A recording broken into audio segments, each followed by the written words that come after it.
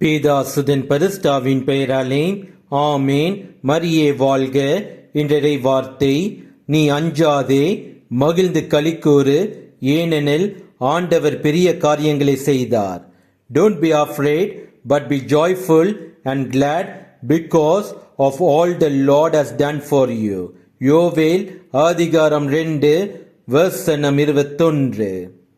ஒவ்வொரு நாளும் திவ்ய நற்கருணையில் நமக்காக நம் கடவுள் இயேசு கிறிஸ்து காத்து கொண்டிருக்கின்றார். அவரிடத்தில் சென்று ஜெபித்து பாருங்கள். உங்கள் வாழ்வில் உள்ள சூழ்நிலைகள் அனைத்தும் உங்களுக்கு சாதகமாக, உங்கள் நல்வாழ்வுக்கு ஏற்றவாறு அமையும்.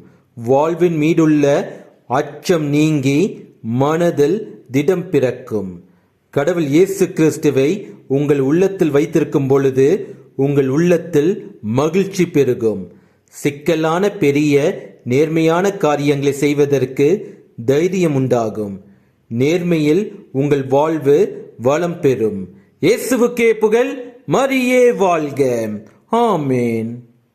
எந்த சூழ்நிலையும் அவர் அன்பு நின்று என்னை பிரிக்காது காத்து கொள்வார்.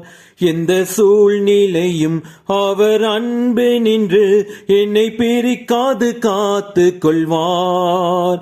என்னை நம்பி அவர் தந்த பொறுப்பு தனை அவர் வரும் வரை காத்து கொள்வேன். ஆனந்தமே பரமானந்தமே, இது மாபெரும் பாக்கியமே. ஆனந்தமே பரமானந்தமே, இது மாபெரும் பாக்கியமே. இந்த பாதலத்தின் சொந்தக்காரர் அவர், எந்த உள்ளத்தின் சொந்தமானார். மகிழ்வோம் மகிழ்வோம் தினமாக மகிழ்வோம், இயேசுராஜ நாம் சொந்தமாயினார்.